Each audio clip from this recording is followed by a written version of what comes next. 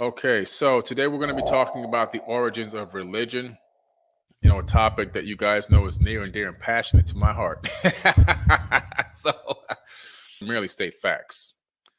And I'm hoping, that these facts that I'm stating are going to help awaken some people and make them want to ask more questions. That's the purpose of this whole thing. I want people that have been born into a system that is designed to mentally enslave them to start to look for the keys to the doggone cell because they can let themselves out. And what's happened is when you're born into a religion, you kind of get this I get this concept or this ideal that this is what you have to do. And if you don't do it, you're going to be letting down family members, you're going to be letting down loved ones and so forth. And you're not going to be able to be a part of anything. It's actually all false. You can still be a part of things. You can still, create a new reality for your loved ones. You can still be a part of things. It's just that what's happened is when you're born, you're given that name, that race, and that religion, and then you spend the rest of your life really, defending a false identity. And so we have to start to dispel some of these crazy concepts, because if we don't dispel these falsehoods, we're going to persist generation after generation after generation after generation with this mental enslavement, with no real truth, no real information backed by actual historical fact that has been left behind by our own ancestors. This is not like stuff that I make up. And I think that's the difference between me and a lot of other people. I'm always giving you guys the information and I'm telling you where it comes from so that you can become your own researcher. You can discern the information for yourself and you can make your own decision what you believe. That's what it's all about. We're going to break down some of the very beginning structures of religion and, pretty much how it got started. All right. So we're going to get right into it, guys.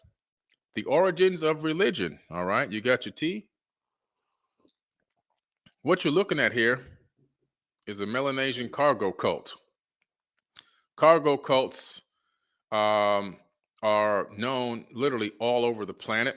And the largest cargo cult is Christianity. That is the largest cargo cult. Okay. This cargo cult has its roots going back all the way into the time of the testing of bombs and in the wars, when the U.S. military will go to these islands and in these other foreign countries, and they would test weapons, they would test nukes, believe it or not. Bikini Atoll, they blew up the damn island. They moved the people off their own island and blew up the damn island. I mean, there's so much stuff we do that's crazy. But in the midst of this, in the midst of these islanders had never seen anyone before other than themselves, really. They started to see airplanes, weaponry, military soldiers walking with guns and rifles. They started to see, the USA, across the chest of the uniforms that the military wore. And also the military would give them cans of corned beef hash, bottles of water, MREs, and those kind of things. And so it was like the gods, in their eyes, the gods were blessing the tribe and bringing them these gifts for them being good people and so forth and so on, which led rise to prophets and everything else, right? You can see here that this tribe is still walking around with USA tattooed on their chest or painted on their chest, really, with these artificial guns that are just sticks that have, bayonets on the edges like they used to see when the military came there many decades ago. Okay.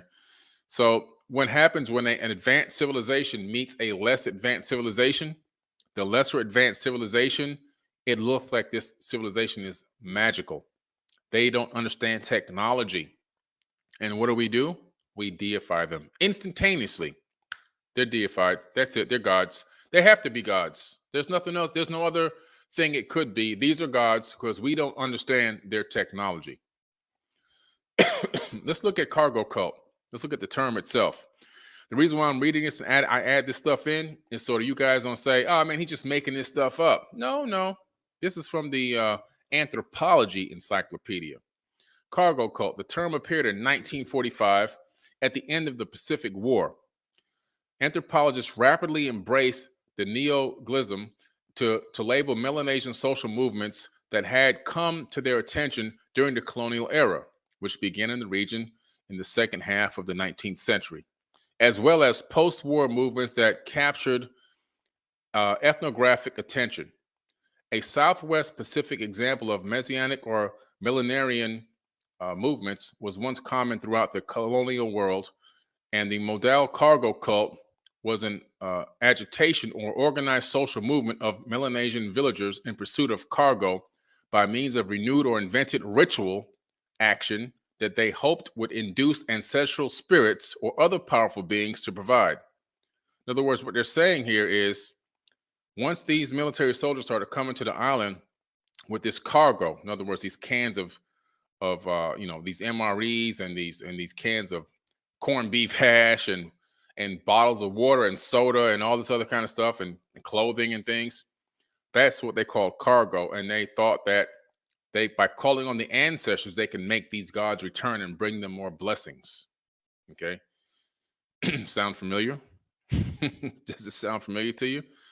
Typically, an inspired prophet with messages from those spirits sound familiar. Sounds like a preacher, right? Here goes the preacher man getting ready to do his thing.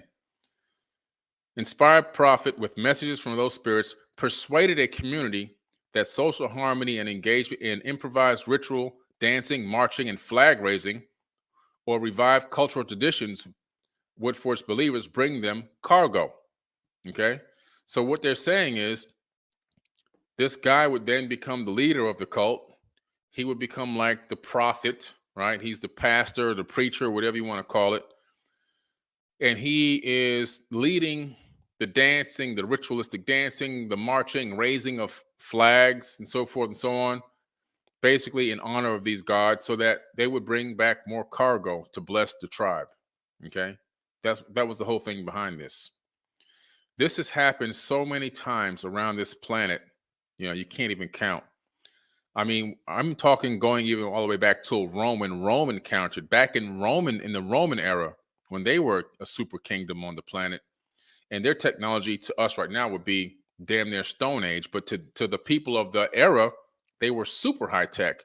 So even when they encountered people with their level of technology, they looked like gods. It's the same thing that happened when Christopher Columbus accidentally got lost and kind of stumbled across those islands and got saved by Native Americans, indigenous people. I don't want to use Native Americans, by indigenous tribes, and then decided, the tribes automatically assumed, based on a prophecy, that these were gods, returning, basically. And they praised these people and brought them on to the island and everything else, and they ended up getting raped and killed, right? It's the same thing that happens all over the planet. It not only happens all over the planet, I think it happens throughout maybe even the entire universe. That's my personal opinion. That's something I'm just adding in. I believe if we ourselves went to another planet and we came across people that were in the Stone Age, they would worship us almost instantly. That's just my opinion based on what I've seen researching these cargo cults. Okay. So this is pretty interesting stuff. Look at these photos right here. You see these boys? They're already being trained now. They're being indoctrinated with the ideology of this belief system from birth. So now they're walking around with painted chests that say USA on them. They've got these artificial guns with bayonets at the tip, right? They're marching through the streets as if they're soldiers in honor of their god, so that they can bring back more cargo. Again, like I said, the way religion starts is a more advanced civilization interacts with a lesser advanced civilization. The lesser advanced civilization deifies them, and then when the next generation comes, they're indoctrinated.